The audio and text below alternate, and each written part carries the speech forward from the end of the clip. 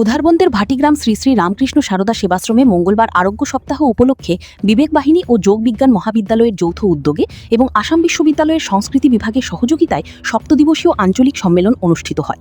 প্রদীপ প্রজ্বলনের মাধ্যমে সম্মেলনের উদ্বোধন করেন শিলচর রামকৃষ্ণ মিশন সেবাশ্রমের সহ সম্পাদক শ্রীমৎ স্বামী বৈকুণ্ঠানন্দজি। অনুষ্ঠানে উপস্থিত ছিলেন সুখময় ভট্টাচার্য, দেবতোষ সেন, কিশোর ভট্টাচার্য, ডক্টর সুলেখা দাস, জ্যোতির্ময় চৌধুরী, ডক্টর সুমন বিশ্বাস সহ অন্যান্যরা। অনুষ্ঠানে যোগ, প্রাকৃতিক চিকিৎসা, স্বাস্থ্যকর খাদ্যাভ্যাস এবং গ্রহ নক্ষত্রের প্রভাব নিয়ে আলোচনা হয়। পাশাপাশি লঘু ব্যায়াম, শলভাসন, ভুজঙ্গাসন ও ধনুরাসনের প্রদর্শনী করা হয়। শেষে প্রশ্নোত্তর প্রতিযোগিতা অনুষ্ঠিত হয়।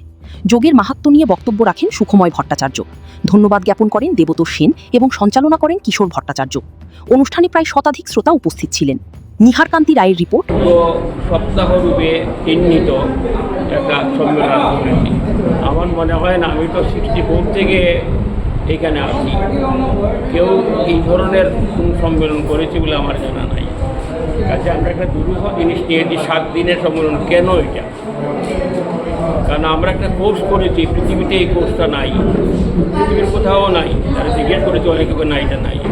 যোগ, জ্যোতিষ, আয়ুর্বেদ এবং প্রাকৃতিক চিকিৎসা, এই 4টি জিনিসের যদি সমন্বয় না হয়, এটা সার্বিক চিকিৎসা হয় না। সার্বিক চিকিৎসা মানে সমস্ত দিক ঠিক করে রেখে চিকিৎসা হতে পারে।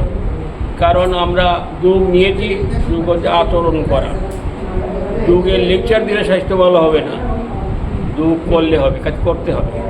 আর কঠিন কঠিন যারা দেখায়, পিরামিড টিরামিড দেখায় না, এইটাকে আমি যোগ বলি না।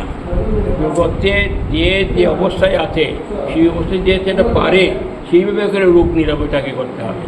কাজে যোগ সম্বন্ধে ভ্রান্ত ধারণাগুলি দূর করার জন্য আমরা 7টা পেপার 7 জায়গায় করা হবে। যোগ করতে আচরণ করে এটাই করতে। জ্যোতিষ যদি আমরা না জানি, আর ভারতবর্ষ কিন্তু ফলিত জ্যোতিষ বা জ্যোতিষ যেটা ভারতের, আমরা ঘরের বাইরে পা দিতে গেলে বালবেলা না কারবেলা না ঠিক আছে কি না, এইটা না করে করি না।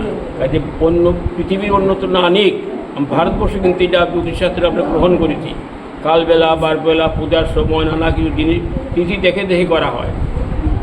জ্যোতিষশাস্ত্রের জ্ঞান না থাকলে আমাদের হবে না। আর জ্যোতিষশাস্ত্রের মধ্যে 12টা রাশি আছে।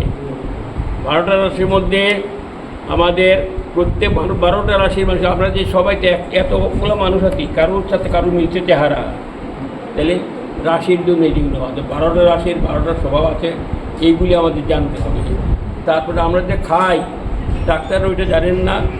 এই খাওয়ার জন্য 27টা নক্ষত্র কারণ, যার যে নক্ষত্র, তার যে প্রাণী, তার খাদ্য আমাদের খাদ্য, এটা আমরা জানাচ্ছি। জ্যোতিষের পরে আমরা আসলাম আয়ুর্বেদ। আয়ুর্বেদ শব্দটা অর্থিত আয়ুর্জ্ঞান। আমরা আয়ুর্জ্ঞান ঠিকমতো জানি না, কার কোনো খাদ্য জানি না, কোন সময় খাদ্য গ্রহণ করা উচিত জানি না, কীভাবে খেতে হবে এটাও জানি না। এখন বলা হয়েছে শাস্ত্রের মধ্যে বলেছে, আমি অনেককে জিজ্ঞাসা করেছি, কবিরাজ 99 ইয়ার বয়স, আপনি এতদিন বেঁচে আছেন কী করে? জামার মধ্যে নভক সহিত সোজা কথা, সূর্যোদয়ের 3 ঘন্টার মধ্যে কোনো সলিড ফুড নেওয়া হবে না।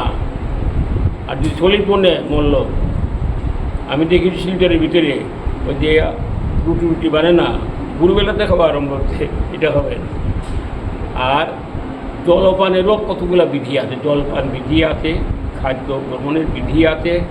এইগুলো যদি আমরা মানতে পারি, তাহলে এইটাতে জানাতে হবে, জানালে পরই মানুষ জানবে।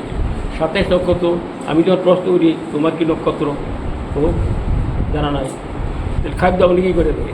প্রত্যেকের নক্ষত্র জানতে হবে, রাশি জানলে হবে না, গ্রহ জানলে হবে না, নক্ষত্র কী আছে, নক্ষত্রের খাদ্য। সাথী আর চিত্রা নক্ষত্রে কী হবে স্যার? সেটা পরে যাতে ডিটেলে এখন যাব না, আমি একটা খালি বলছি। যেমন অশ্বিনী নক্ষত্র 1 নম্বর নক্ষত্র, সাথীও আছে। আচ্ছা, অশ্বিনী সাথী নক্ষত্রের প্রাণীটাকে এটা জানি না বললে হবে। অশ্বিনী নক্ষত্রের প্রাণীটা হচ্ছে ঘোড়া, অশ্ব, অশ্বিনী নক্ষত্র হয়েছে।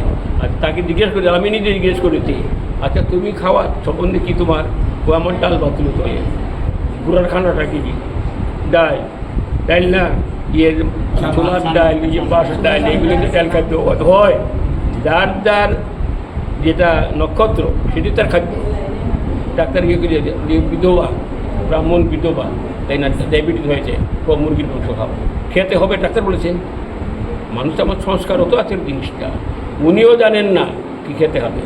আমাদের ডায়াবেটিস অথবা নানা রকম যে রোগ হয়, কারণটা কী? তা আমাদের রক্তের মধ্যে পিত্তের ভাব বেশি উল্লেখিত হয়। তাহলে মাংসে পিত্ত কমবে না বাড়বে? ডাক্তার তর্কাতর্কি দরকার না, কমবে না বাড়বে? বাড়বে। এইসব করে হবে না, এইসব ফাজলামি করে হবে, ফাজলামি চলে গেছে এখন। আমরা যুগের মধ্যে বলবো ইন্ডিয়ান সিস্টেমটাকে জানাবো, এই জন্য জিনিসটা যা আয়ুর্বেদের মধ্যে আনছি। আর আয়ুর্বেদের কি বলছি না, ন্যাচারোপ্যাথি। আমার প্রশ্ন, ডাক্তার বড় না ব্রহ্মা বড়? কে বড়? কে? ব্রহ্মা বড়। আচ্ছা, ব্রহ্মা তো প্রকৃতি দিয়েছে আমাদের, এবং আমার যে রোগ হয় সেই রোগ সারানোর ওষুধপত্র তৈরি করে দেয়নি।